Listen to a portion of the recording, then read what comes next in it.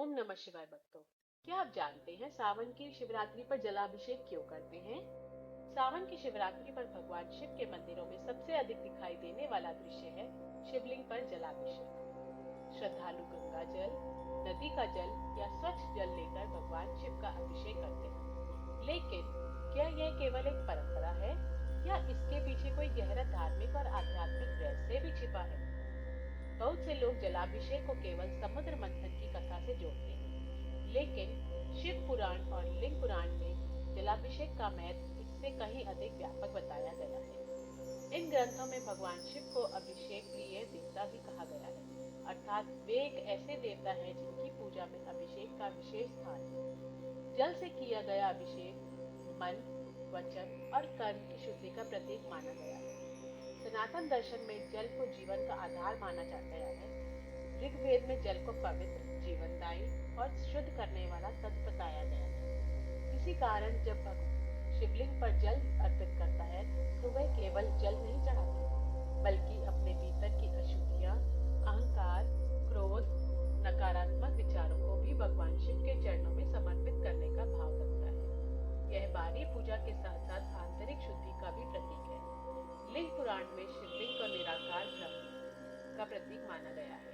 शिवलिंग पर जल की सतत धारा यह दर्शाती है कि जैसे जल निरंतर बहता रहता है, वैसे ही ईश्वर की कृपा भी निरंतर संसार पर बरसती रहती है। जल का प्रवाह हमें यह भी सिखाता है कि जीवन में रुकना नहीं, बल्कि विनम्रता और सरलता के साथ आगे बढ़ना रहना चाहिए। शिव पुराण में वर्णन मिलता है कि श्रद्धा से किया गया साधारण जलाभिषेक भी अत्यंत पुण्यदायी माना गया है। यदि किसी भक्त के पास दूध, शहद या अन्य पूजन सामग्री उपलब्ध ना हो, तो वे केवल स्वच्छ जल और सच्ची भक्ति से भी भगवान शिव प्रसन्न हो जाते हैं। यही कारण है कि भगवान शिव को भोलेनाथ और आशुतोष कहा जाता है। वे भक्ति का भाव देखते हैं, बाहरी वैभव नहीं। आध्यात्मिक दृष्टि से जल का एक और अर्थ है शीतलता। जल स्वभाव से शांत, निर्मल और विनम्र होता है। जब भक्त शिवलिंग पर जल अर्पित करता है तो वह यह संकल्प लेता है कि उसका मन भी जल की तरह शांत और निर्मल बने। यही कारण है कि जलाभिषेक केवल एक धार्मिक अनुष्ठान नहीं, बल्कि आत्मसंयम और मन की शुद्धि का अभ्यास भी है। सावन की शिवरात्रि पर कई भक्त अखंड जलधारा भी चढ़ाते हैं।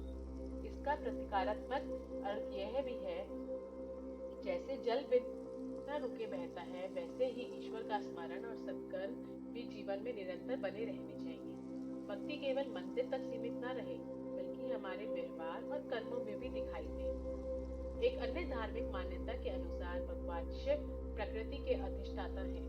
जल, वायु, अग्नि, आकाश और पृथ्वी, इन 5 तत्वों में शिव का वास माना गया है। जलाभिषेक करते समय भक्त इन 5 महाभूतों का प्रति सम्मान, कृतज्ञता भी व्यक्त करता है। इस प्रकार यह पूजा हमें पर्यावरण संरक्षण और प्रकृति के प्रति संवेदनशील बनने का भी प्रेरणा देती है। भारत के अधिकांश प्राचीन शिव मंदिरों में शिवलिंग के ऊपर एक जलधारी पात्र लगाया जाता है, जिससे पूरे दिन बूंद बूंद जल शिवलिंग पर गिरता रहता है। यह केवल परंपरा नहीं, बल्कि इस बात का प्रतीक है कि ईश्वर की कृपा और भक्ति का प्रवाह कभी रुकना नहीं चाहिए।